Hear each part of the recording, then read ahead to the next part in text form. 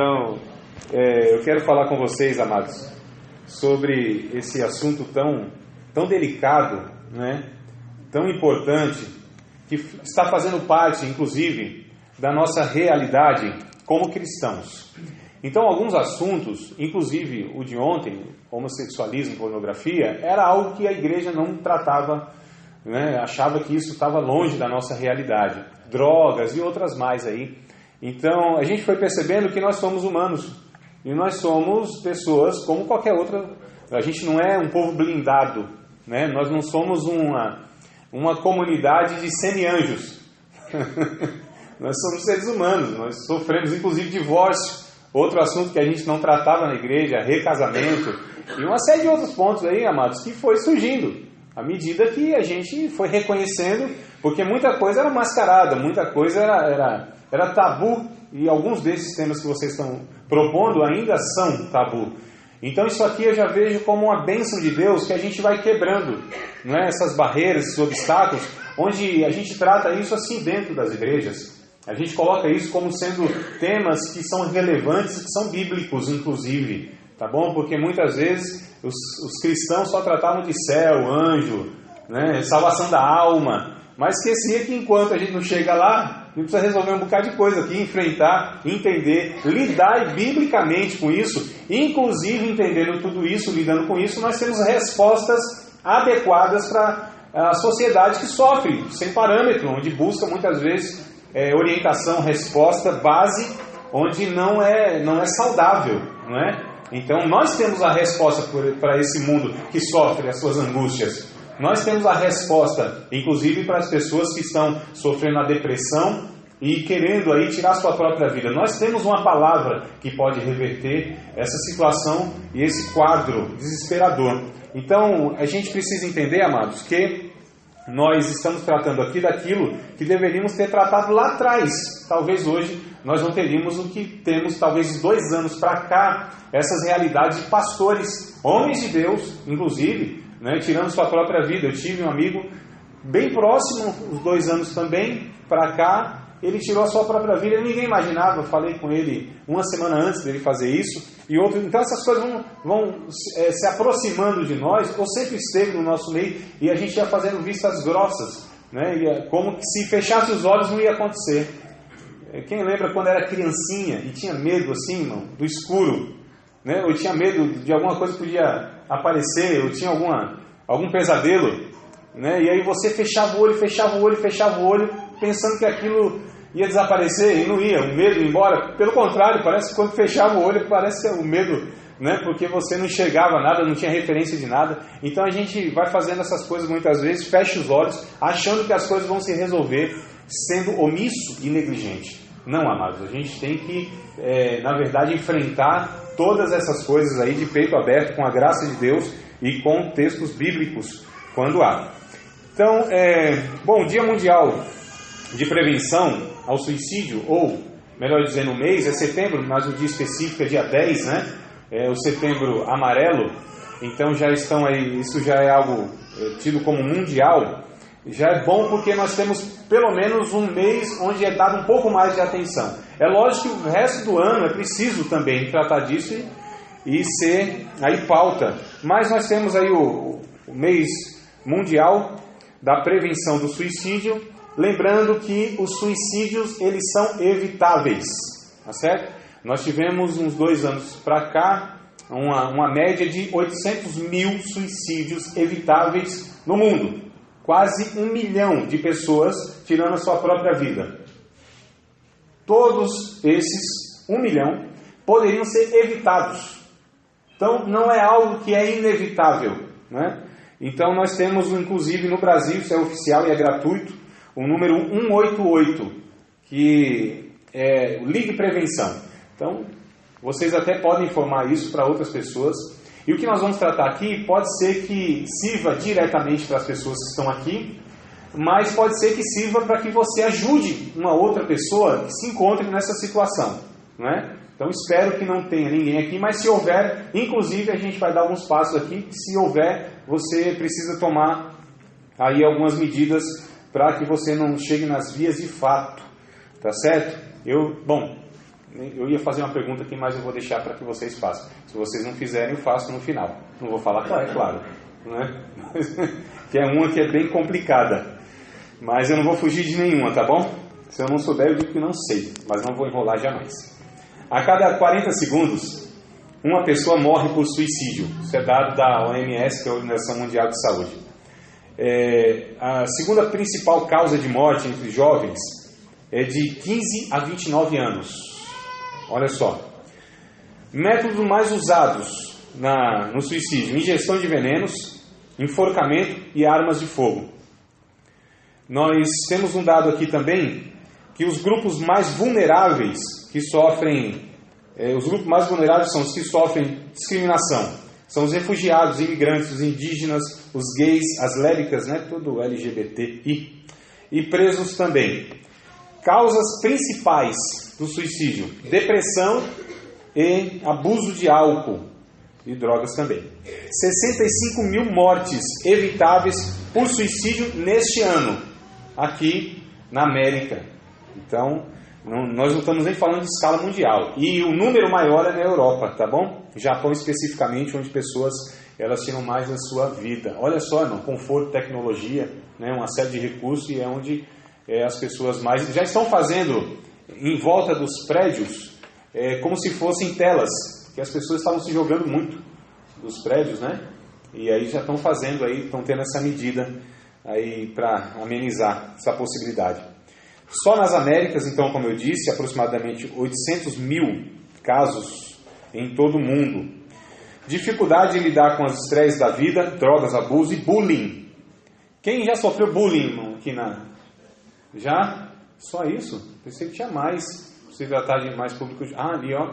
Mais para cá. Parece que quanto mais jovem, adolescente, é uma realidade maior, né? O bullying não é algo a ser desprezado. Tá bom, amados? Aliás, nada aqui deve ser desprezado, tudo deve ser levado em conta.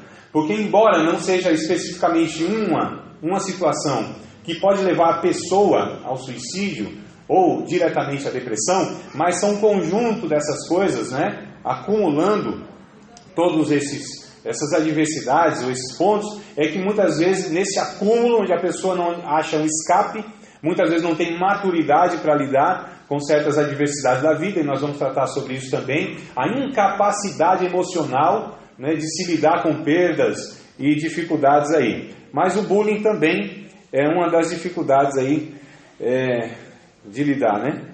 A prevenção é a melhor forma de combater, é o que a gente vai tratar aqui sobre a prevenção.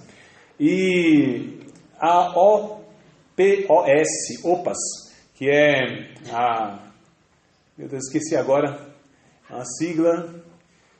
OMS é a organização, tá certo, Organização Pan-Americana de Saúde, né? Então é aqui na América, mais para baixo, a América do Sul, não a América do Norte. Os irmãos lá do Norte é lá para cima, né? A gente é do Sul aqui, da América. Nós somos americanos também, viu, irmão? Só que é da América do Sul, né? E aí a OPAS, que é essa organização de saúde aqui da América do Sul, ela fez uma campanha no ano passado e colocou aí 3 pontos interessantes: conectar, comunicar e cuidar. Essa foi aí a proposta. Então, conectar é promover a conexão social entre pessoas em risco para prevenir o suicídio. Então, a prevenção se dá com essas conexões, porque muitas pessoas que chegam aí a ter depressão e ao suicídio são pessoas que se isolam, são pessoas que se excluem da sociedade. E é muito frequente, amados, principalmente no meio de jovens e adolescentes, essa vida não social, que não se relaciona na era digital, no mundo virtual, não é? A essa realidade onde as pessoas ficam, muitas vezes, horas e horas, né, entre aspas, se relacionando virtualmente, que para mim não existe relação virtual. Se é virtual, não é real. Não é lógico isso? Se é virtual, não existe. Tá certo? Relacionamento se dá quando existe calor humano, troca de química, não é? Olho no olho, tá certo? Abraço, né? Afago, toque. Então, isso para mim é relacionamento. O resto é fake. O resto é algo mecânico, é máquina, não diz respeito à humanidade. Então, não existe relacionamento virtual, não existe amizades virtuais, Se é virtual, não é, irmãos, tá certo? Não é. E aí, o conectar seria aí a prevenção para que as pessoas pudessem estar evitando tudo isso. Comunicar, a necessidade de conversar e interagir. Então, há essa necessidade que a gente tem que ter quando, aliás, a pessoa que tem aí indícios de depressão e que vai cometer o suicídio, nós precisamos comunicar, conversar, interagir, tá certo? E cuidar, ou seja, aconselhamento pastoral, isso é necessário, é fundamental, e também um profissional da área, né? Como também aí o cuidado familiar. Então nós percebemos aqui que há 3 pessoas ou 3 meios que nós podemos ter como cuidado eficaz. Ou seja, o pastor da igreja, tá certo? Ele precisa interagir nisso. Eu coloco o pastor junto com toda a liderança, obreiros em geral e líderes, né? Se engajar em estar entendendo todos esses processos aí e ser um canal aberto para que as pessoas conversem, para que as pessoas tenham um ouvido ouvinte. O que nós temos hoje de dificuldade, porque na teologia, que é a minha área, entre outras aí, mas a teologia é onde eu estou mais engajado de alguns anos para cá, a gente ensina a falar, a gente ensina a pregar, a gente tem curso de oratória, né, falar da dicção e argumento, desenvolver e sermão e uma série de técnicas e tal, mas não tem nenhuma matéria de ensinar a ouvir. E é o que mais se precisa. Gente que ouve, gente que ouça o problema do outro, gente que tenha tempo para isso, gente que ame gente, porque nós vivemos em um tempo que nós não temos tempo para nada, não é verdade? A gente fica falando, não, a gente precisa marcar em um dia, tomar um café. Não chega nunca esse dia. É uma dificuldade, não é, amados? Não é verdade? A gente vive num ativismo. Olha, a risada acho que foi de denúncia, né? É a nossa realidade. Quantos irmãos, eu estou tentando uns 2 meses marcar com um irmão, sempre acontece alguma coisa, ou é um outro que não pode ir, ou sou eu, ou é ele mesmo. E aí, nessa dificuldade, acho que eu vou semana que vem, mas semana que vem já foi umas 2 semanas atrás, que era semana que vem, e essa luta nossa, de a gente não ter tempo, sempre na correria, sempre ansioso, sempre pensando. Ninguém pergunta que oração. A gente pergunta quanto falta para tal hora. Não é assim? Sempre nessa sensação que a gente está atrasado, tem alguma coisa por fazer, e aí não sobra tempo para as pessoas. Que, irmãos, a única coisa que importa na nossa vida, se relacionar, ter tempo para as pessoas, ouvir, um bom bate-papo, conversa, que coisa boa, isso é reino de Deus, tá certo? Onde você tem ouvido para ouvir, onde a gente precisa, e a gente paga aí os psicólogos, gente que inclusive é muito caro, né? Psiquiatra, psicólogo, psicanalista, gente que recebe para quê? Muitas vezes para ouvir. Por que surgiu essa demanda desses profissionais? Porque nós cristãos fomos negligentes no sentido de relacionamento com as pessoas. A gente é muito burocrático, tem que ser na igreja, tem que ser tal dia, tem que ser com hora marcada. É nada, irmão. Né? A gente não sei vocês como que é a vida, a realidade de vocês, mas tem gente que só aparece na casa do outro, ou aliás, as pessoas só recebem se for marcado. Se chegar de sopetão, tinha algo. Aliás, minha mãe é um negócio fenomenal. Minha mãe é impressionante. Minha mãe, se eu chego lá com mais uma meia dúzia, eu não faço isso, mas já aconteceu. Ela dá um jeito, não põe água no feijão, multiplica aquele negócio, tem para todo mundo.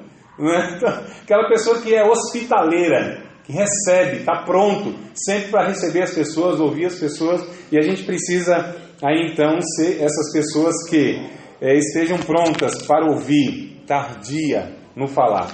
Vamos ler o texto bíblico aqui, que eu quero falar mais sobre depressão, porque, como eu disse aqui, é a causa principal da pessoa cometer o suicídio, e eu quero tratar então desse texto bíblico. Eu não sei se vocês sabem, mas 3 homens de Deus pediram para morrer, tá certo? Moisés disse, não quero mais viver, Senhor, tira a minha vida. Elias disse, não quero, basta, eu não quero mais viver. E o Jonas também disse, eu não quero mais viver.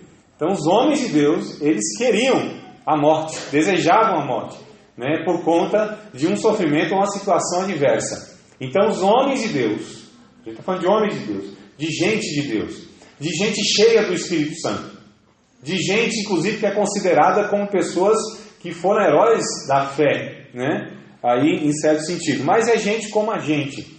Então, crente ou não, amado, sofre a mesma coisa. Crente cheio do Espírito Santo pode ficar com depressão. Crente cheio do Espírito Santo pode chegar a cometer suicídio.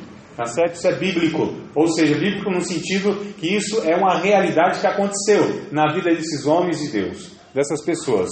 Então essa conversa que, olha, fez isso ou está nessa situação porque falta oração, falta conversão, falta o Espírito Santo. Não. A gente vê que biblicamente isso não se sustenta.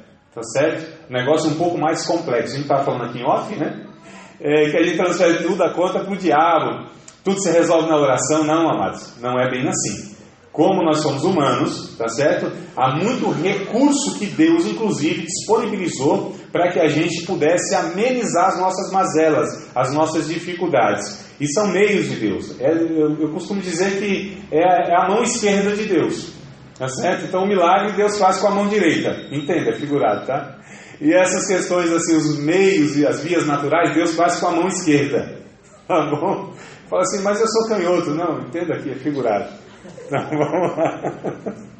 1 Reis, capítulo de número 19, versículo de número 1. Eu vou fazer até o 7 a leitura, mas depois eu vou ultrapassar aí o verso de número 7, tá bom? Mas só para a leitura aqui base, eu vou pegar então esses 7 versículos. Quem achou? Diga achei. Inclusive está aí na tela, né?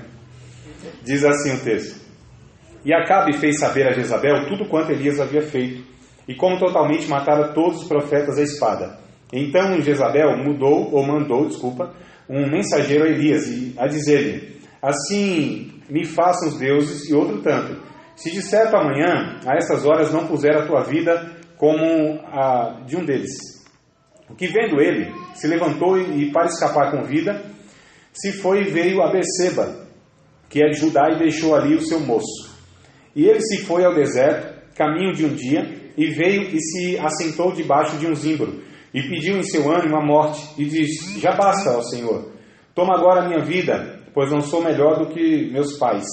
Deitou-se e dormiu debaixo de um zimbro, e eis que então o anjo o tocou, e lhe disse: Levanta-te, come. E olhou, e eis que à sua cabeceira estava um pão cozido sobre as brasas, e uma botija de água. Comeu e bebeu, e tornou a deitar-se. E o anjo do Senhor tornou segunda vez e tocou e disse: Levanta-te e come, porque muito comprido te será o caminho. Amém. Como já foi orado, amados, não há necessidade de a gente orar novamente, né? Elias aqui, ele se encontra num quadro clínico de depressão, tá certo? Se pegar hoje a avaliação, né, médica, psicológica, psiquiátrica, ele está aqui enquadrado numa pessoa que o diagnóstico seria depressão. Está depressivo. O Elias, hein? Para nós pentecostais ainda é mais agravante, porque é o homem do fogo. Não é? O homem que dizia: segundo a minha palavra, isso acontece, eu decreto, eu determino. Eu falava essas besteiras que a gente fala. Mas assim, é o homem que é conhecido como o profeta, poderoso, não é? Mas Tiago, no capítulo 5, verso 17, vai dizer que Elias era um homem sujeito às mesmas paixões do que nós. Tem uma versãozinha, que é a mensagem, vai dizer assim: Elias era humano. Ele era humano, como nós todos. Né? Não sei se na ocasião passada eu estive aqui e eu falei isso, mas assim, ele não era extraordinário, porque não existe ninguém extraordinário. Todos nós somos ordinários. Se eu falei, eu acho que vocês vão lembrar na outra ocasião. Todos nós somos ordinários. Né? Inclusive, quando eu falo isso, eu falo: vem para o seu irmão do lado e diga: você é um ordinário. Aí ninguém fala, né? Mas eu digo que nós somos de uma mesma ordem, não é no sentido pejorativo, numa mesma ordem. Extraordinário é Deus, que usa pessoas ordinárias como nós para fazer coisas extraordinárias. Então Deus é extraordinário. Nós somos da mesma ordem. Então Elias aí era como nós, sujeito às mesmas paixões. Então Elias, ele, como todos os demais, né, era um homem sujeito a essas paixões que eu disse. Eu quero trazer aqui 4 motivos, ou 4 causas do desânimo ou da depressão de Elias. A primeira causa era a grande vitória que ele conseguiu. Como assim? A grande vitória que ele conseguiu ele não teve uma grande vitória, matou lá 850 profetas, 400 de Baal, mais 450 lá de Azera, né? Então, a grande vitória. O que ele esperava? O avivamento. Então, imagina só. 850 profetas mortos. Deus mostrando que era Deus de Israel. O fogo caindo. Né? Então, ele disse, pronto, agora todo mundo vai postar amanhã. Hashtag somos todos Elias. Tamo junto. Vamos a nação toda com você. Isso aconteceu, amado? Não. Isso foi a primeira causa, tá certo? Do seu desânimo, dele entrar em depressão. O avivamento não veio. Não aconteceu o que ele esperava. Os resultados. A gente vive uma vida em uma sociedade de resultados, não é? E esses resultados têm que ser expressos em números, ou em dinheiro, ou em feitos, ou em conquistas. Então as pessoas são medidas não porque elas são, e sim porque elas têm e conquistam. Sempre relacionado a dinheiro, realizações mesmo e bens em si. E Jesus disse que a vida de qualquer pessoa não consiste nos bens do que ela possui. Olha que coisa interessante, amados. Por que as pessoas estão doentes da alma? Por que as pessoas elas não sabem, muitas vezes, equilibrar a sua vida? Por que elas se desestabilizam? Porque é colocado resultados, e esses resultados é que vão preencher a alma dessas pessoas. Tudo que você conquistar, todo feito seu, tudo que você amealhar, ajuntar, né, entesourar, colocar no banco, tudo que você conquistar de bens, isso não pode satisfazer em nada a sede e a necessidade da tua alma. Eu experimentei isso com 21 anos de idade, onde a alma minha estava quebrada, minha vida quebrada, né? Prazeres do mundo eu tinha experimentado. Com 21 anos de idade, existencialmente eu estava esgotado. Uma pessoa de uns 80 anos, de uma carga emocional, de sofrimento, 21 anos de idade, olha só, a minha alma precisava de Cristo, a minha alma precisava ser apaziguada pelo Evangelho, eu precisava de experimentar algo que esse mundo não poderia me dar. E eu já tinha experimentado uma série de prazeres, ocasiões, oportunidades. Eu vivi minha vida intensamente. Não vou aqui colocar o meu testemunho que não é ocasião, mas desde 10 anos de idade, uma vida intensa, né? Mas vida intensa. Eu vivi esses 11 anos, ou seja, dos 10 aos 21, 24 horas por dia, 7 dias na semana, 365 dias no ano, intensamente. Inclusive nem dormia. Teve ocasiões que eu fiquei 5 dias sem dormir, 3 dias sem dormir, era o meu cotidiano. 3 dias sem dormir, eu estou falando aqui ininterrupto, 72 horas sem dormir, vinha para casa, dormia e voltava de novo. Então uma vida intensa, né? Cheia de, entre aspas, aventura, cheia de emoções. Só que essas emoções, essas aventuras iam acabando com a minha alma, acabando com a minha vida. E até que eu encontrei Cristo. Então só Cristo pode preencher a nossa alma.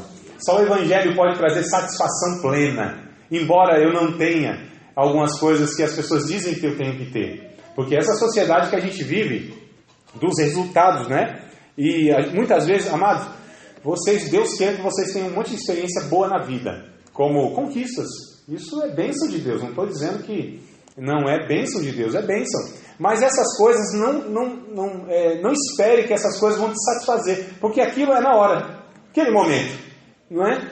É naquele momento. Um diploma, uma conquista material, um filho, inclusive, um casamento, né? Qualquer outra ocasião que te traga alegria e prazer é momentâneo. E a nossa alma, ela não se sacia com nada disso. Embora seja boa essas coisas são boas, são de Deus, é prazer lícito, mas são coisas que nós precisamos sempre de algo parecido, para que a gente então possa, de alegria em alegria, estar caminhando, não é? E aí as pessoas não entendem que essas coisas não preenchem a alma, faz parte da vida e é uma bênção de Deus. Mas cuidado para não depositar uma esperança muito grande em uma conquista, e quando chega lá e você conquistar, e depois? E o vazio que vem?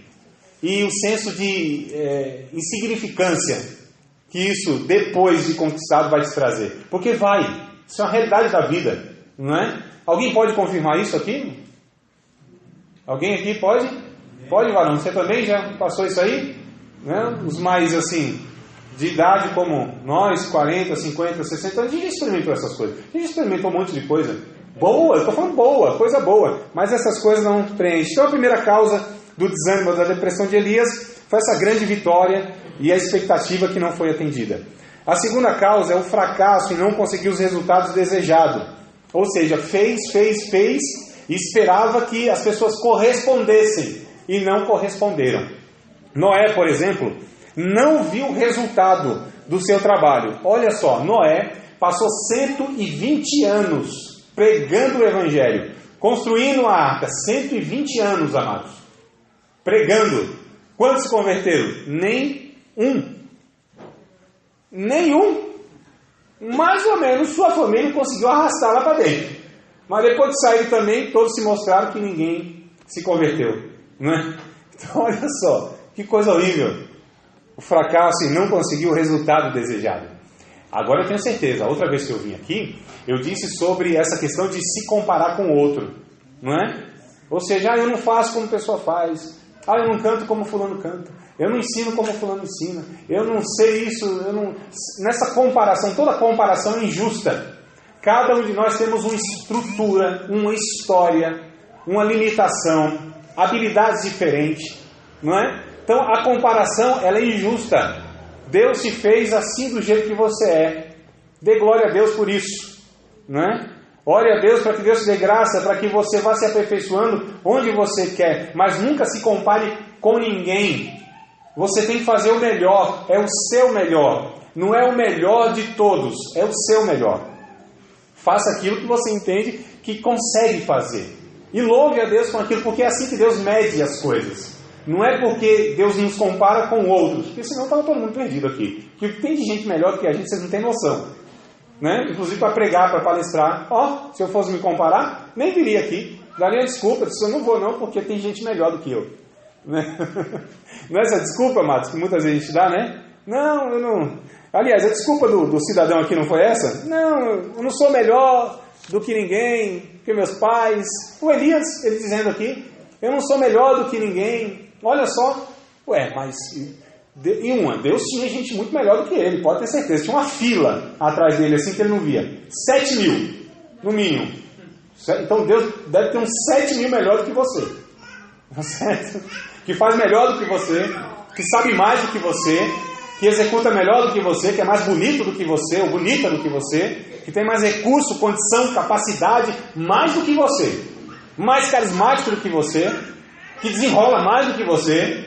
Uns 7 mil para cada um aqui Deus deve ter, no mínimo, tá certo? Mas não é assim que Deus mede, amados.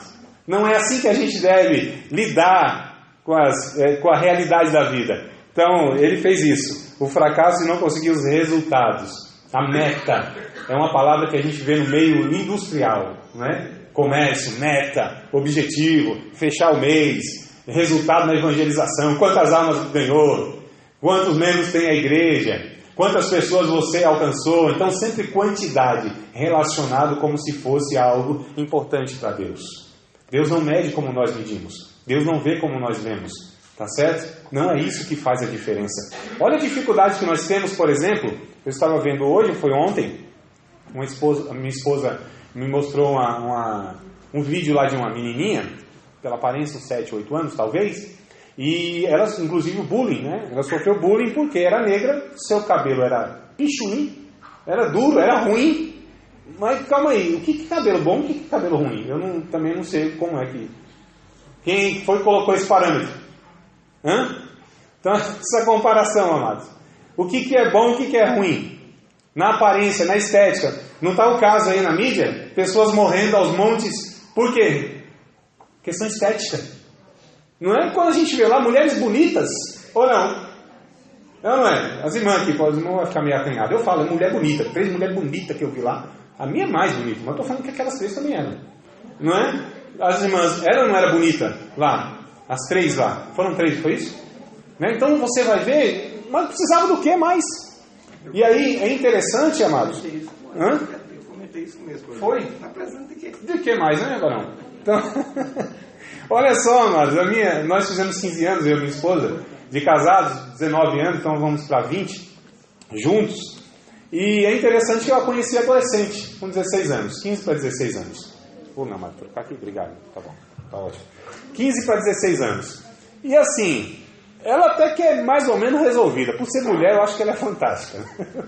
Porque ele está muito preocupado, lógico que está bonita. Ela, quem viu minha esposa sabe que ela é linda, morena queimada do sol da justiça, minha sunamita.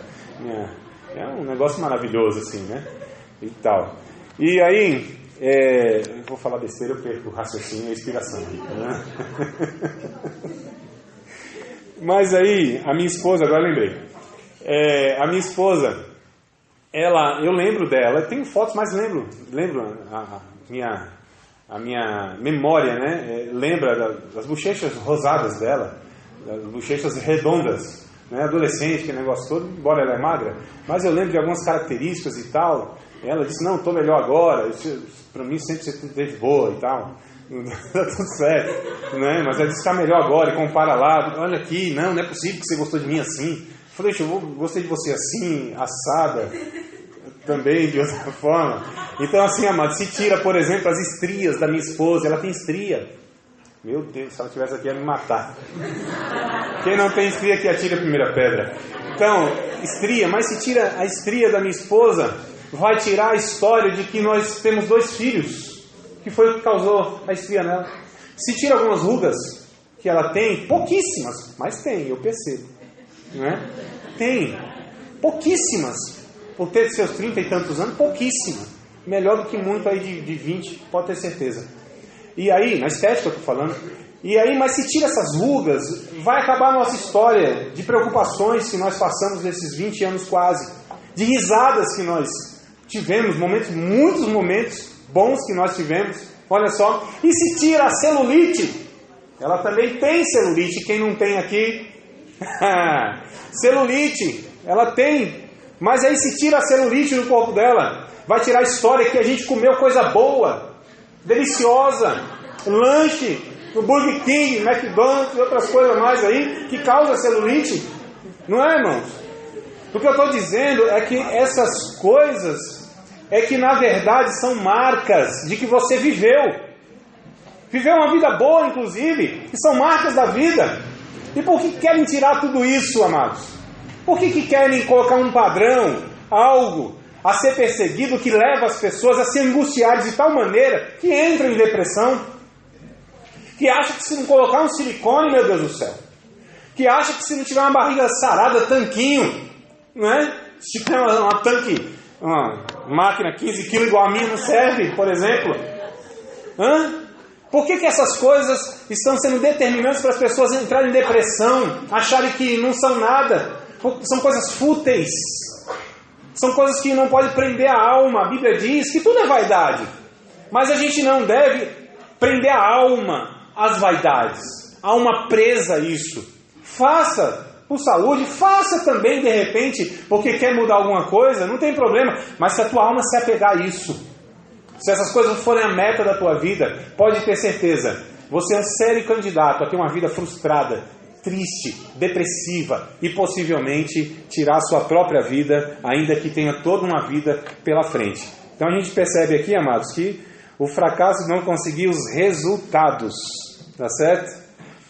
A terceira causa do desânimo de Elias, ou da sua depressão, foi o desapontamento com os outros. Então ele ficou desapontado com os outros. Ninguém me ajudou, ninguém veio comigo, ninguém colocou o hashtag Somos Todos Elias, ninguém pensando que vinha todo... que Elias pensou era isso.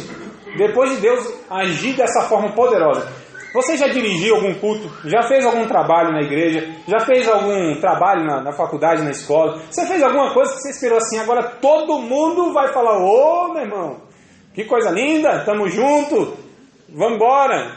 Já fez assim alguma coisa esperando isso? E não aconteceu exatamente isso. No outro dia estava o mesmo marasmo, ninguém queria nada com nada, isso ninguém entendeu. Eu pensei que aqui, no outro dia, todo mundo ia ficar mandando zap, vamos junto, estamos juntos, conta comigo, e não sei o que, ia te elogiar. Já aconteceu isso com você? Então, desapontado com os outros? Você se iludiu com alguém já?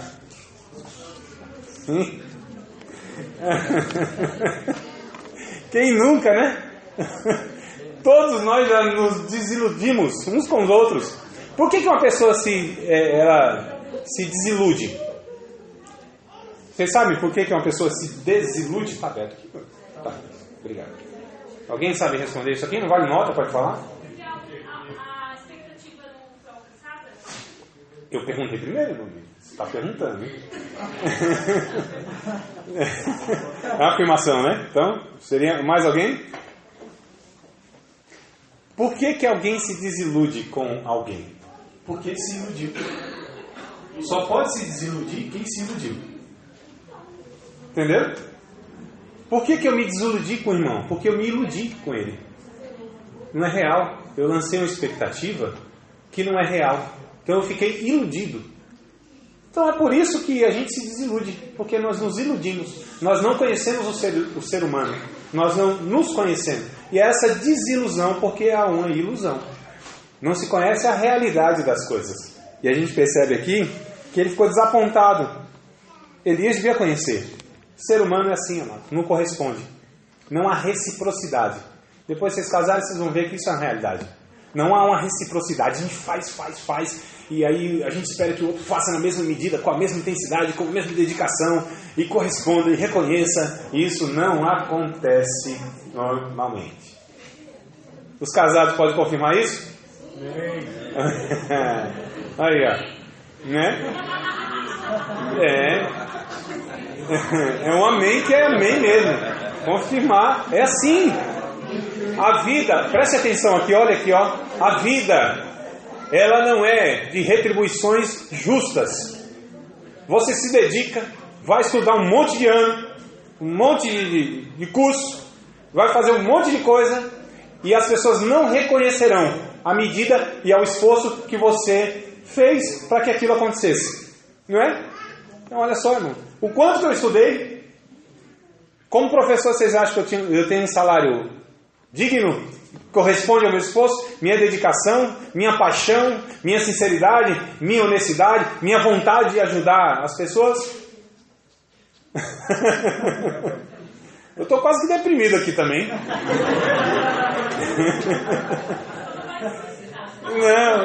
Não. Espero que não.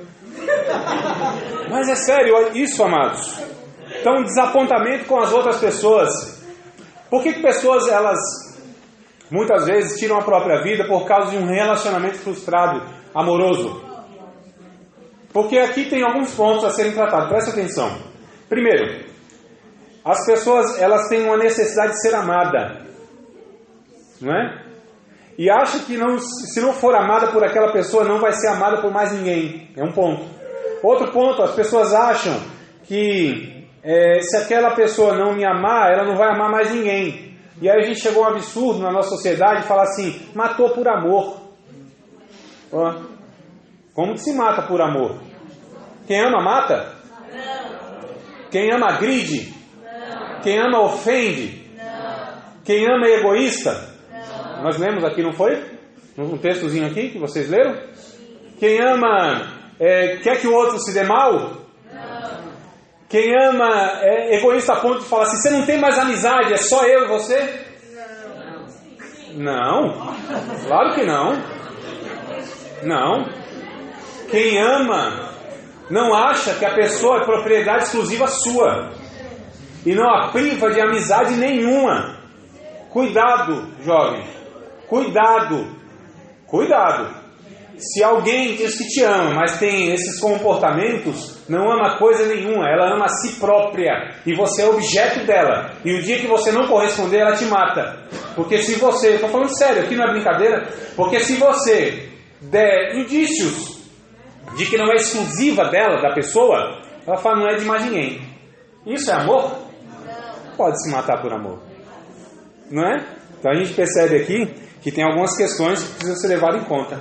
O que eu estou falando aqui, amados, é tudo que pode ser observado e identificado? Sim ou não? Sim. Não, calma aí, isso não é preciso que vocês estão prestando atenção. Eu não vou ficar pedindo para vocês repetirem um monte de coisa, porque eu acho chato esse negócio, né? Mas de vez em quando, só para saber se vocês estão ligados mesmo, né? Então vamos lá. O desapontamento com os outros. A frustração que Elias teve. A quarta causa foi aqui a autocomiseração.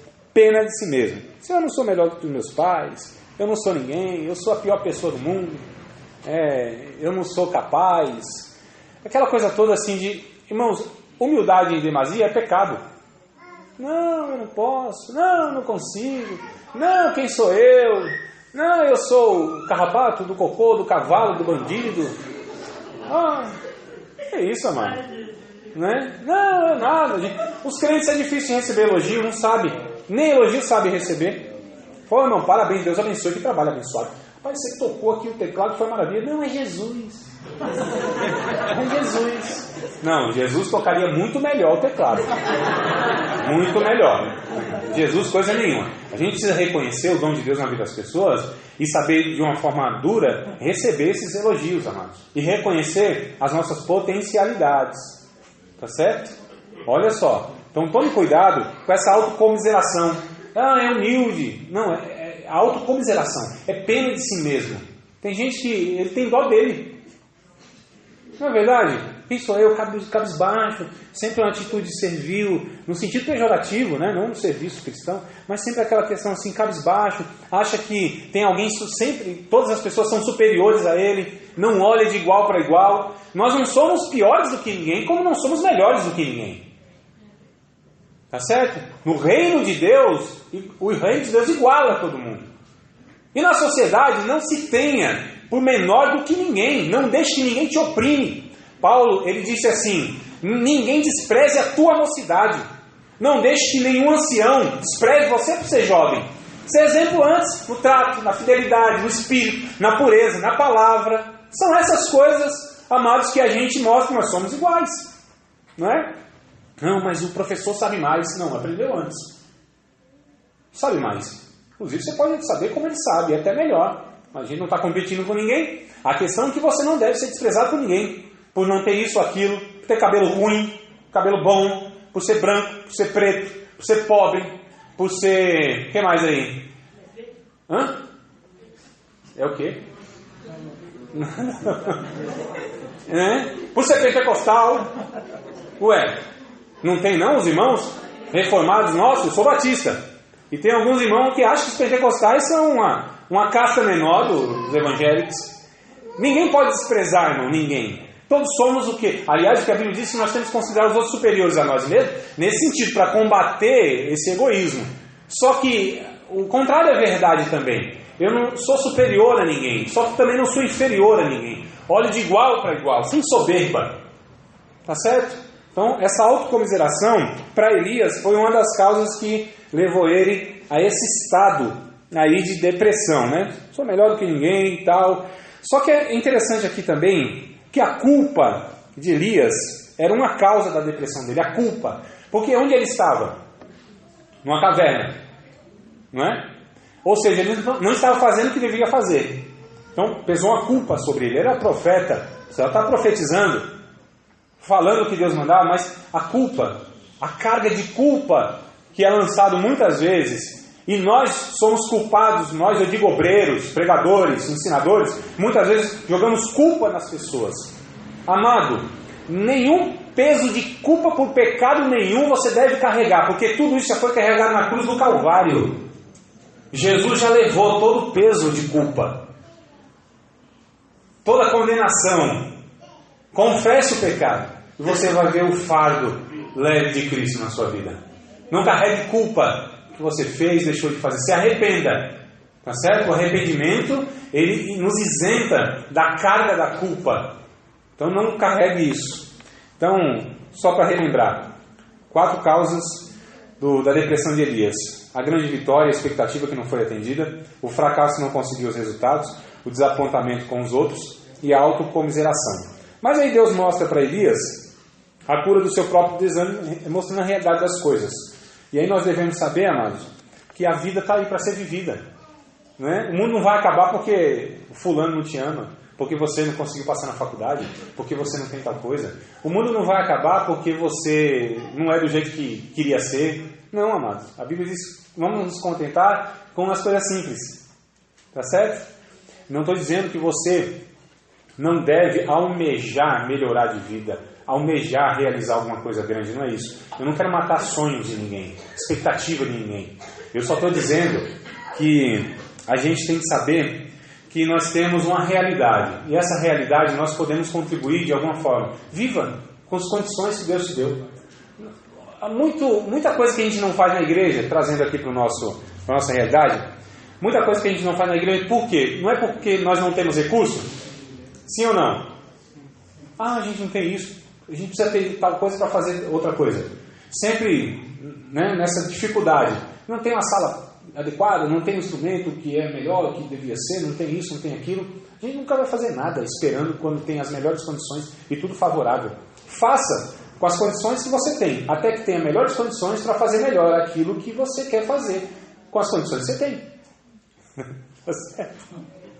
Você tem as condições, não são ideais, não são a que você precisaria para realizar aquilo que você quer, mas faça o melhor que você pode com as condições que você tem, até que tenha melhores condições para fazer o que você quer com as condições que você desejaria. Entenderam? Então faça o que te vier à mão, diz a Bíblia, conforme as tuas forças, porque para a sepultura, para onde nós vamos, aí não há realização nenhuma. Eu não estou querendo matar sonho de ninguém. Eu estou querendo dizer, amados, que nós temos que fazer à medida que nós conseguimos fazer. Por que tem tanta gente enrolada aí que compra carro e não consegue pagar? Não é porque tem imprevisto. Não. Porque quer fazer alguma coisa que vá além da sua possibilidade, da sua capacidade, não planejou. Não é? Então a gente precisa planejar as coisas e fazer à medida que a gente tem condição. Então olha só, eu já tive 5, 6 carros. O melhor que eu tenho é esse hoje que tem 9 anos. 2009, 2008. Modelo 2009. É certo? Mas eu tive carro que pegava fogo, um Fusca. Já tive carro ungido, que era um Scott, que onde parava, derramava a poça de óleo. Já tive um baúzinho lá, meu irmão, que era um sofrimento terrível. Já tive um Uno, que eu ficava batendo a cabeça no teto. Tá certo? Então assim, mas louvado seja Deus, graças a Deus, né? Então hoje o carro não bate a cabeça no teto, não deixa a poça de óleo nem pega fogo até então. Mas a gente vai dando graça em tudo que a gente tem e vai realizando, né, irmão? É muito bom quando a gente é grato, quando a gente reconhece que aquilo que nós temos foi Deus que nos deu. E nós louvamos a Deus por tudo aquilo que Deus nos faz ser.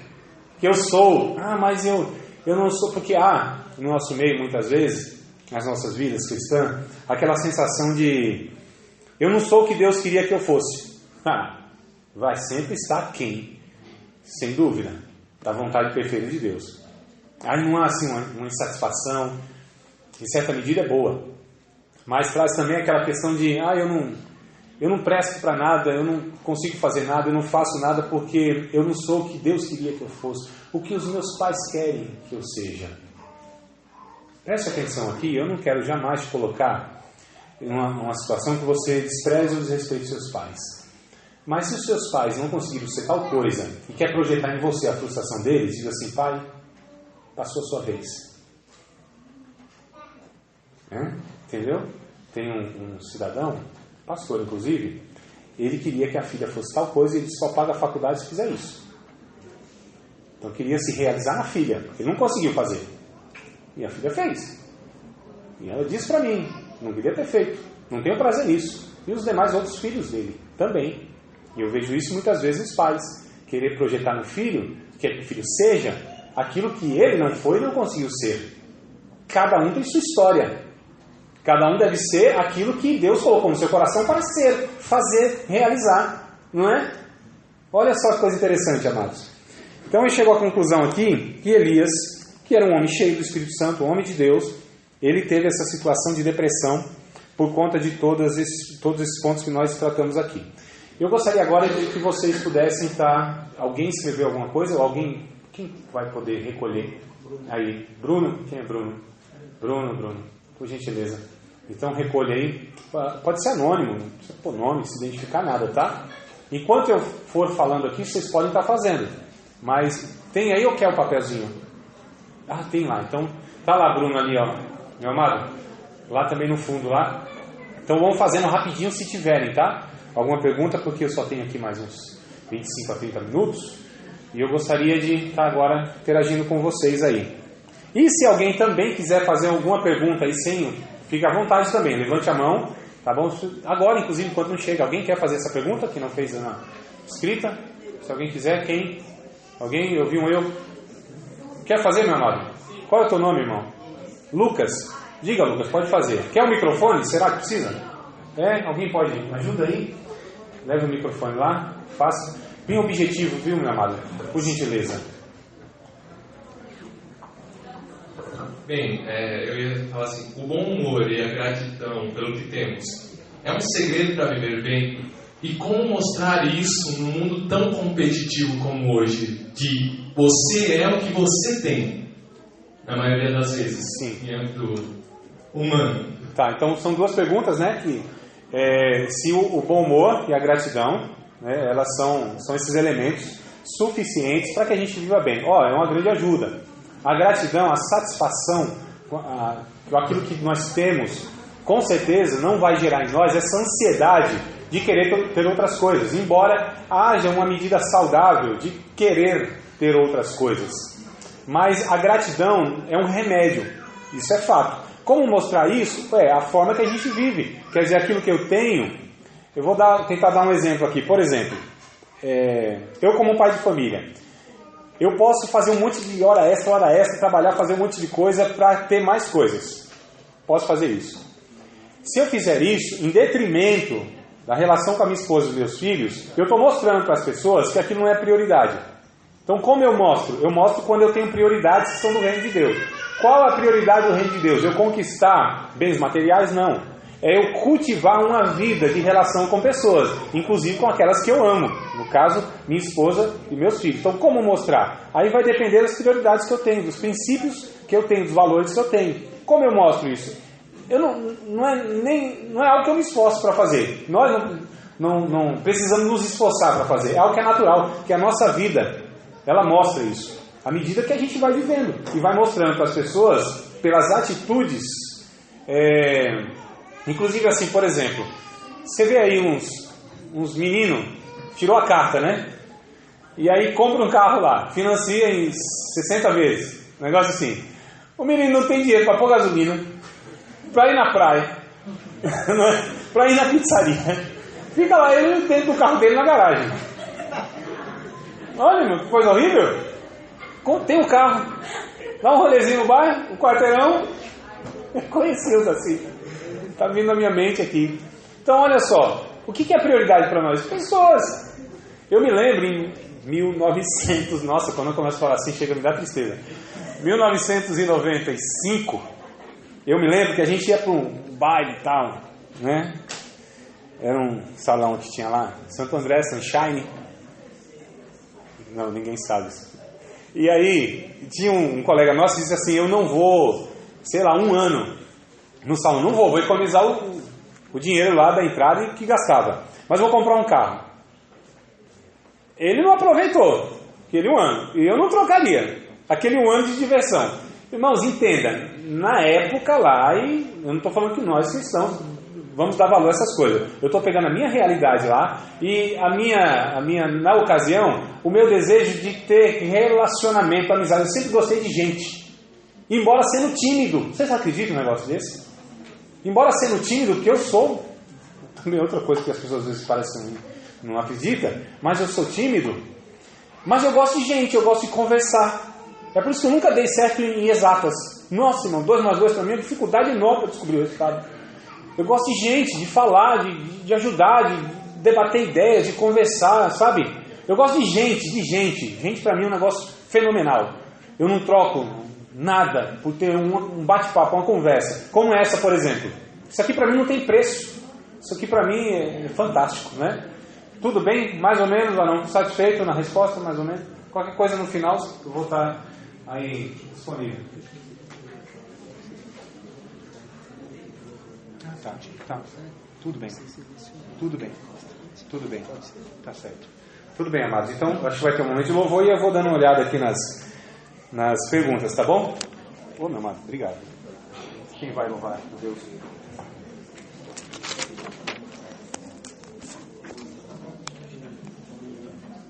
Obrigado. Bom, eu tentei separar algumas aqui. Outras eu separei do que eu separei. Algumas são repetidas, né? E não vai dar tempo também de eu estar respondendo outras aqui, eu nem consegui ver ainda. Então eu até depois quero propor para vocês, lógico, se os irmãos estão organizando, o pastor inclusive concordar, eu posso marcar uma live. O que vocês acham? e está respondendo, porque não vai ter condição de eu estar aqui. Só se eu falar muito superficialmente, eu acho que não é bom, né? Porque quem perguntou quer saber mesmo, ou pelo menos uma noção boa, básica, sobre o que perguntou. Eu vou tentar talvez 4 ou 5 aqui, se eu conseguir, mas como deve ter umas 30, mais ou menos aqui. E aí eu me disponibilizo a fazer uma live com vocês. A gente marca direitinho, né? Lógico, eu passo o meu Face, ou a gente faz pelo YouTube, alguma coisa assim. Eu acho que todo mundo tem acesso, a gente combina, mas já fica uma proposta minha aqui. Aí, lógico, depois que o pastor e os líderes aqui autorizarem, a gente pode fazer isso. É o único meio que eu estou vendo aqui para tentar solucionar. Mas vamos lá, ver o que a gente consegue. Como podemos falar sobre o amor de Jesus para uma pessoa cheia de depressão? De forma nenhuma. Você não fala. Você deve ser essa pessoa, ou seja, sua companhia, sua amizade, a sua presença. Não fale nada. Esteja próxima dessa pessoa, seja amiga dessa pessoa, seja um ouvinte, seja uma pessoa acessível, seja uma pessoa que essa pessoa pode falar a qualquer hora e ter confiança em você e abrir o coração. Então, a gente às vezes pensa que tem resposta e no falar está a solução das coisas. Mas uma pessoa nesse estado, muitas vezes, o que salva, entre aspas, ela é justamente um amigo, uma amiga, uma companhia, não é? Então, nem tente falar, porque às vezes as suas palavras, a não ser que Deus encheu o seu coração de uma mensagem, encheu o seu coração de uma palavra, seu coração está borbulhando para falar algo direcionado por Deus, você tem toda a convicção, então, lógico, fale alguma coisa, mas não tente ficar trazendo, de repente, supostas respostas, ou que você tenha uma palavra, às vezes isso agrava, né? Então, meu conselho como podemos falar sobre o amor de Deus? Não fale, seja o amor de Deus. A depressão pode ser causada desde a infância? Pode ser ou não. O que vai... é muito complexo, amados, porque há muitos casos, né? Como eu disse, jamais eu tenho a intenção e a pretensão de estar esgotando aqui o assunto, que é muito vasto, é muito complexo. Inclusive, uma pergunta interessante que eu selecionei aqui é que se depressão é algo que pode ser uma deficiência química do corpo. O que pode ser? Pode ser causado por traumas também, de infância? Também pode. Então, assim, pode a depressão ser causada desde a infância? Pode. Dependendo da situação, pode sim. Como devemos ajudar essas pessoas com depressão? Até que ponto a igreja pode interferir? Qual ponto o psicólogo entra nesse caso? Então, vamos lá. Como devemos ajudar essas pessoas com depressão? Então, sendo amigo. Até que ponto a igreja pode interferir? Em todos os pontos. A igreja tem que interferir. Aliás, a igreja tem psicólogo? Não tem? Eu conheço. Eu tenho, inclusive, uma amiga que vira e mexe, eu encaminho alguém para lá. Então, crente e psicólogo, nossa, melhor ainda. Tem um ferramental técnico e ainda tem aí a palavra de Deus, né? Como a gente estava falando aqui também em off. Então, até que ponto pode... deve interferir, sempre interferir. Mas qual é o ponto que o psicólogo entra?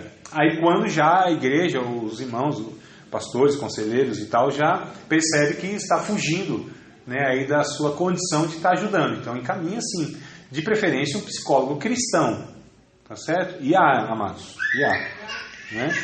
Aliás, me parece que tem até associação de psicólogos cristãos, tá bom? Procura lá, o Google sabe tudo, né?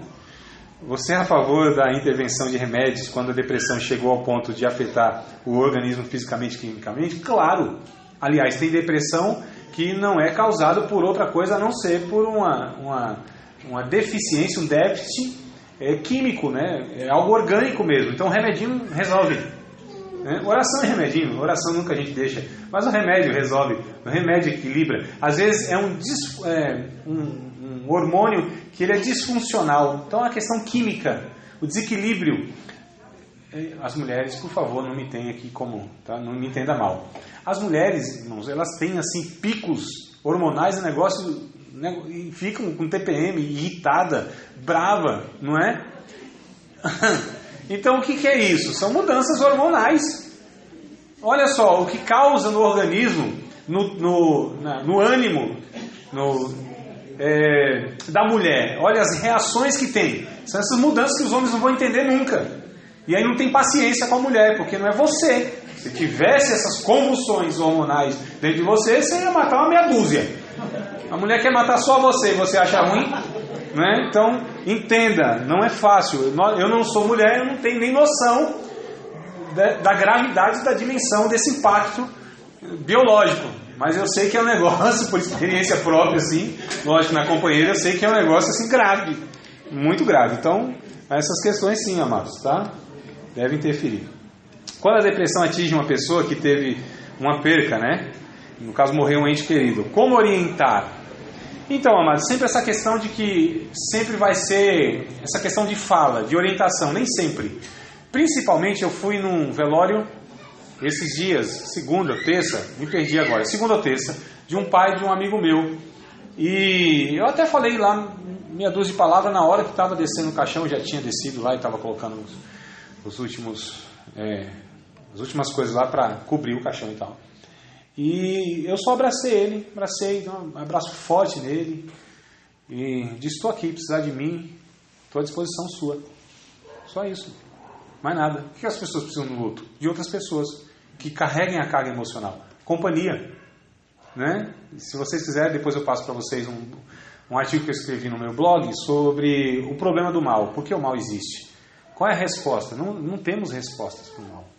Para o sofrimento humano, qual é a resposta? Não tem. Os amigos de Jó fizeram certinho na primeira semana. Ficaram calados. Na companhia. Depois que quiseram falar, estragaram tudo. Então, companhia, amizade, né? É porque que é tão importante no luto pessoas estarem juntas. Por conta disso. Essa solidariedade, esse levar a carga, sem falar nada, amados. O abraço conta muito.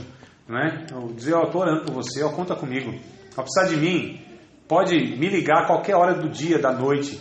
Né? Essas coisas sim são mais eficazes do que palavra. Nos casos em que o suicídio ocorre, como tratar a família e entes queridos que ficam todos em conflito e culpa? Há pesquisas que demonstram que casos de suicídio se repetem nos ciclos que já ocorreram por conta desses sentimentos. É o sentimento de culpa que eu disse que tem que ser tratado. Né? E nesses casos, o que a gente faz?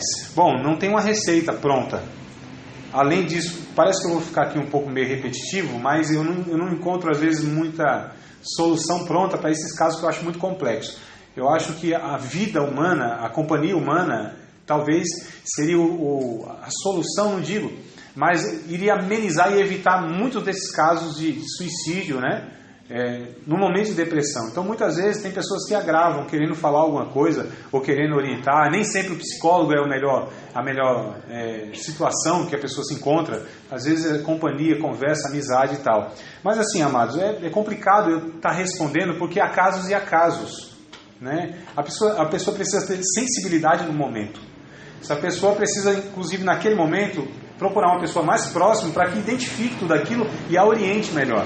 Então eu seria muito leviano, muito inconsequente em achar que eu estou falando aqui vai ser aplicado para todos os casos. Pelo contrário, há casos e casos. O desafio é enorme, é nosso. Jogos podem levar crianças ao suicídio? A baleia azul, lembra? A baleia azul que parece que está sendo esquecida, mas continua. Então depende dos jogos. Depende dos jogos. Então os pais, inclusive, me parece que tem poucos pais aqui, que acho que deveriam estar aqui, né? Deveriam estar aqui, não sei por que não estão, não sei exatamente por que não estão, não sei se porque não podem, ou foi só aberto para os jovens e tal, mas os pais têm que ter muito cuidado com seus filhos, adolescentes e jovens, nessa questão, nesses jogos online e tudo isso aí. A baleia azul é um exemplo aí, tá?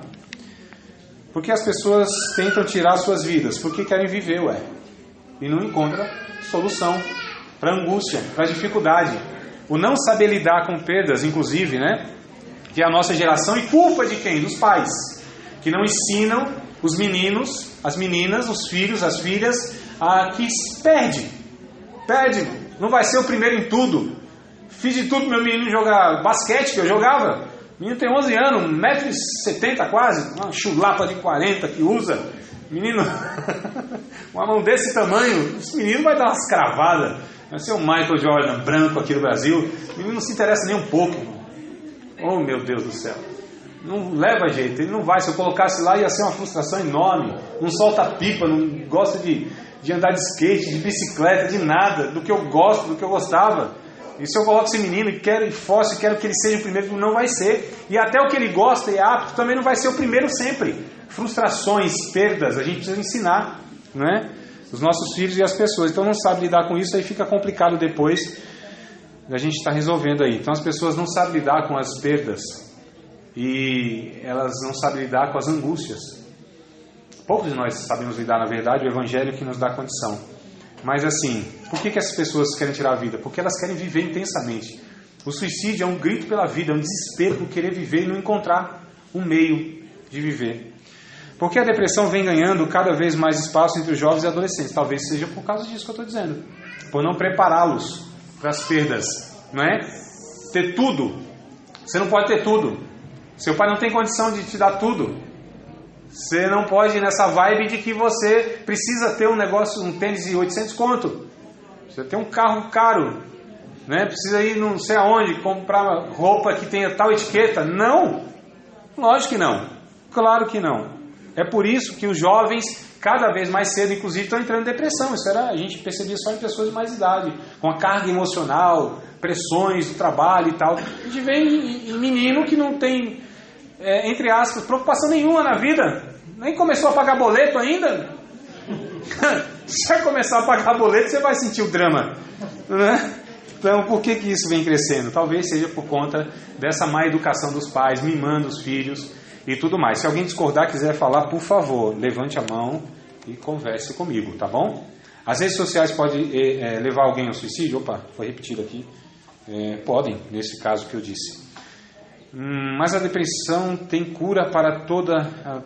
Mas a depressão tem cura para toda pessoa depressiva? Sim, claro que tem. Cura depende, porque a gente está falando do quê?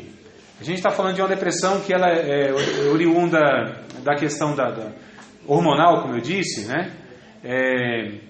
Ou de uma ação satânica, ou de outro motivo, depende. Cura, nós estamos falando de cura, a gente está falando de lidar com situações que muitas vezes é permanente na vida da pessoa, permanente.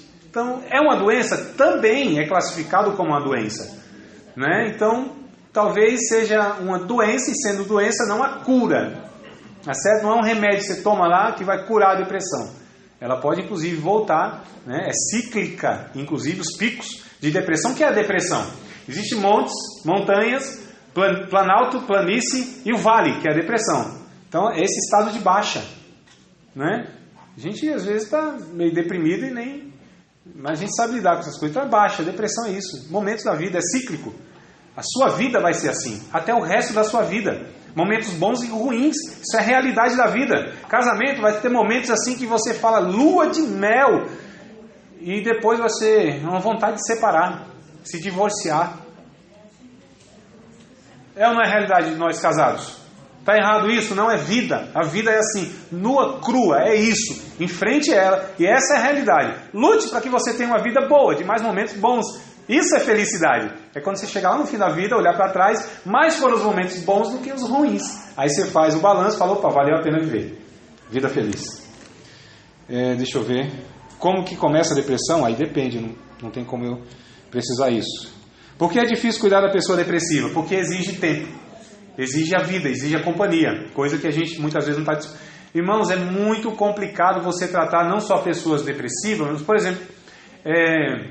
gente dependente de drogas. Nossa, é uma luta assim enorme. Por quê? É perseverança, é amor pela pessoa. De vez em quando todo mundo fala assim, não tem mais jeito, deixa de lado. Aí só a mãe fala não, porque a mãe ama, né? Isso aconteceu comigo. Então esse menino não tem mais jeito não. Minha mãe disse, não, é meu filho, tem jeito, eu amo. Graças a Deus pela minha mãe. Porque a depressão tem que ser tratada.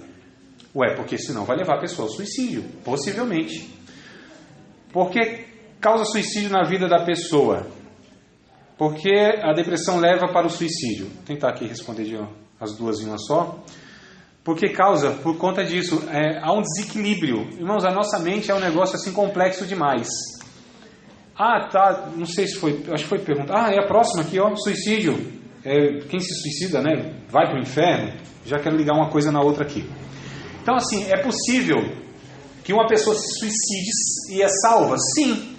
Eu não estou dizendo que todo mundo que comete isso, na verdade isso foge do nosso campo humano de avaliação. Agora eu não posso dizer que todo mundo que tirou a sua própria vida, suicidou, ela perdeu a salvação. Nem estou dizendo que todo mundo que faz isso também é salvo, mesmo sendo crente. Então essa é uma coisa que eu não entro, eu acho que não tem um ser humano que pode avaliar isso. A questão é, em um momento de não lucidez, né, que a depressão pode causar na pessoa, ela pode cometer uma loucura. Tá certo? E Deus não julgará aqui um momento nosso de loucura, que pode até nos tirar a vida. Deus é justo, mas eu deixo isso para Deus. Eu não tenho condição, se vai para o inferno ou não. Tá certo? Eu acho que ninguém tem. A Bíblia não tem nenhum respaldo. Depressão é influência maligna? Pode ser. Depressão é doença? Pode ser. Tudo isso. Tá certo? E outras coisas mais. A gente precisa identificar o que é o que para tratar de uma forma correta. Porque se for demônio der remédio, não vai. Mas se for uma dificuldade orgânica, oração também não resolve. Tá certo? Pode expulsar em nome de Jesus, sapatear, pode fazer lá o que for, não tem jeito. Então, cada situação precisa ser identificada e tratada da maneira correta, tá bom? Quando a pessoa que não tem Jesus na vida, que já tentou se suicidar, como nós cristãos, podemos falar do amor de Cristo? Ora, fale do que Jesus fez por ela na cruz do Calvário. Fale que tem uma pessoa que se importa e se importou tanto com ela, que enviou o seu próprio filho para morrer no lugar dela, inclusive para que ela tivesse vida e vida em abundância, para que ela conhecesse uma vida que extrapola qualquer capacidade humana de imaginação, que é a vida do Evangelho. Fale de Cristo, da crucificação, fale da sua experiência. É preciso ter, né? Fale do Evangelho na sua vida.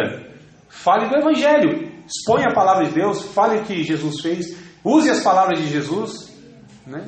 Para nós eu acho que fica fácil nesse ponto. Eu acho que já foi o horário, né, amados? É isso, né? Falta.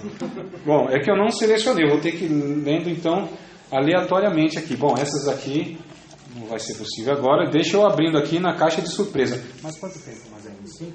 10? Tá bom. Como lidar com a pressão? Já sabe qual é a faculdade que vai fazer, já está estudando. Opa, calma aí, que eu me enrolei.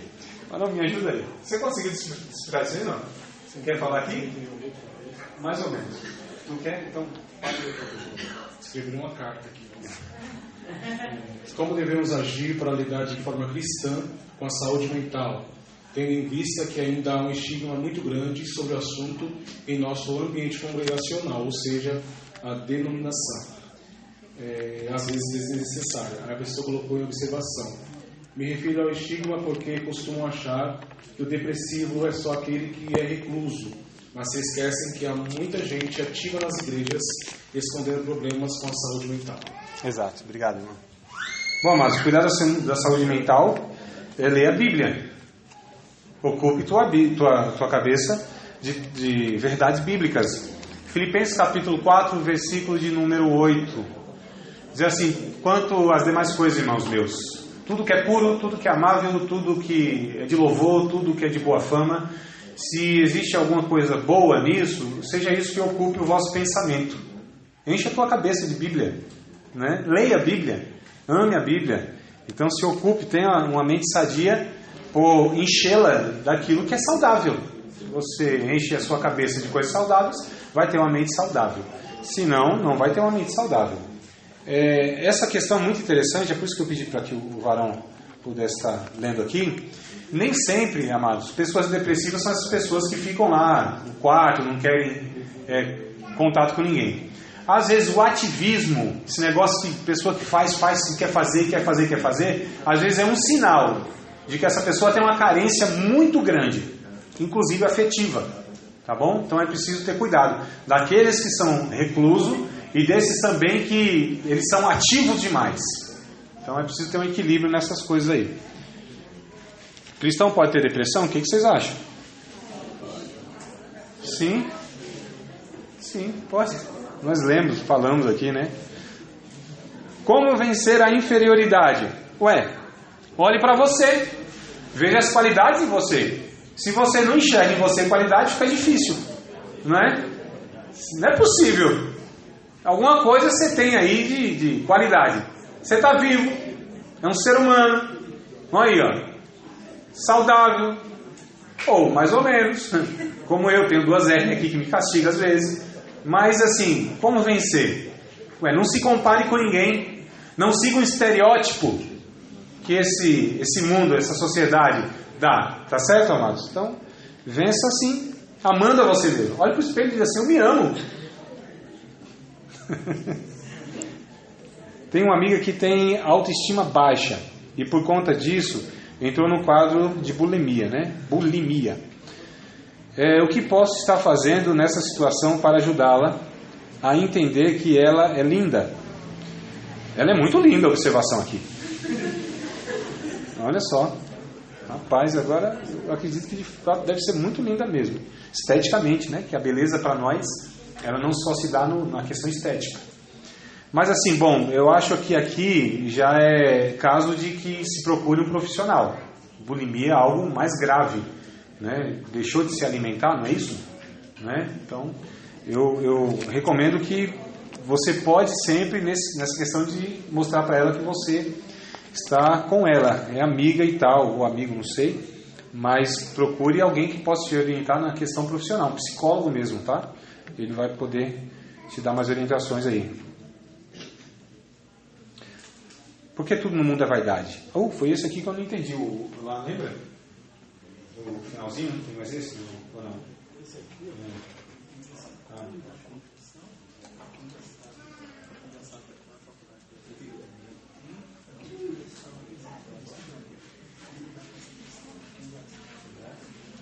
Tá. Amados, é o seguinte, tá? A faculdade, assim, como lidar com a pressão, já sabe qual faculdade, vai fazer e tal, e já está estudando. Bom, primeiro assim, se você tem amigos, se você tem família, ótimo, né? Você tem pessoas que devem te apoiar. Pressão é na vida toda, você vai precisar lidar com isso. Ore a Deus, peça para que Deus possa te dar graça, para que você suporte as dificuldades. Amados, nós cristãos temos assim uma mensagem extraordinária. Qual é a mensagem que nós temos? Um Deus que cuida de nós. Um Deus cuida de nós. Olha aqui para mim, por favor. Tem gente tão dispersa aqui, meu Deus do céu. Deus cuida de nós, irmãos.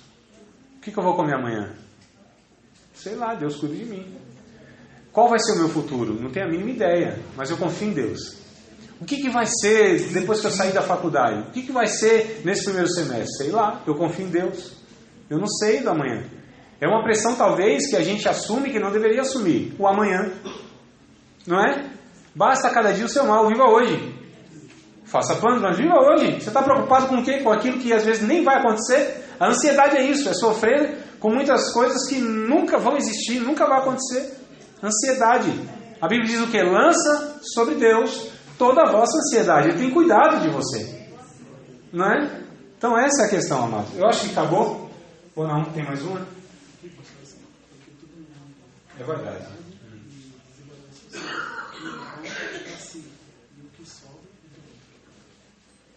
Tá.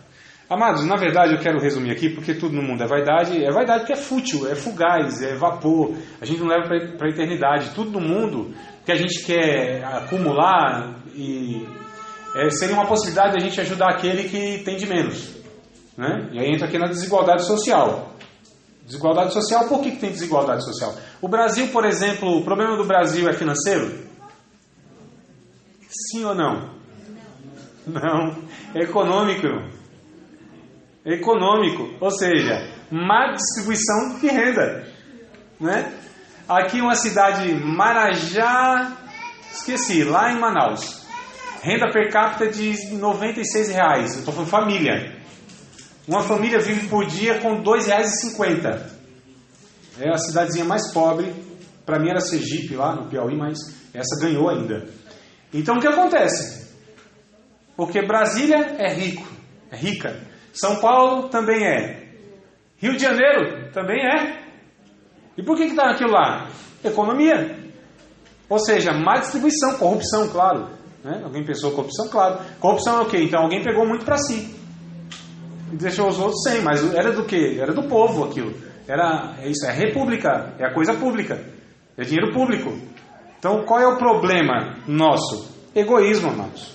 Pecado. O fim último das coisas é pecado. Né? Irmãos, eu queria orar a Deus agora.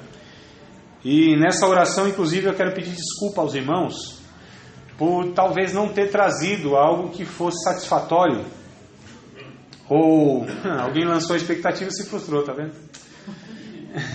Mas falando sério, porque o tema ele é tão complexo, são tantos pontos que muitas vezes a gente tratando dessa forma, muitos pontos, talvez não fica nada satisfatório exatamente. Mas a minha esperança é que o Espírito Santo pegue essa falha minha, limitada e pobre, e que possa ministrar o teu coração. E pelo menos uma semente tenha aqui servido na mão de Deus para estar te ajudando, para que você ajude outras pessoas. Tá bom? Vocês concordem em orar comigo assim, pedindo misericórdia por mim, por nós todos?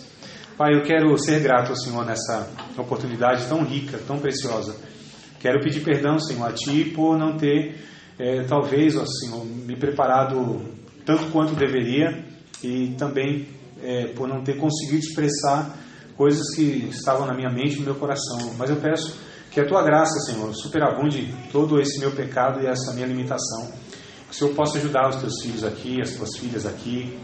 Que isso continue nas discussões, nas conversas, em casa, em outras ocasiões. E que as pessoas possam ser ajudadas aqui, ó Pai, nessas condições que nós falamos aqui. Que elas possam também ser ferramentas, Senhor, para que possam ajudar outras pessoas mais ainda. Que o Senhor possa usar outras e outras pessoas para que possam estar trazendo mais informações. E que a gente possa entender, ó Pai, que nós somos e podemos ser ferramentas nas Tuas mãos para salvar vidas, para evitar suicídio, quando nós entendemos que as pessoas são mais importantes do que tudo. E tudo que a gente faz, tudo que a gente realiza deve ser em prol do ser humano e para a glória do Teu nome, edificando as pessoas. Abençoa os Teus filhos, abençoa cada um, as famílias representadas aqui, esse ministério, o pastor, os irmãos da organização. Eu quero Te louvar pela oportunidade. Peço a Tua bênção sobre a vida de todos nós. E é no nome de Jesus que faço essa oração, Senhor, eu Te agradeço. Amém, Senhor. Graças a Deus. Obrigado, amados.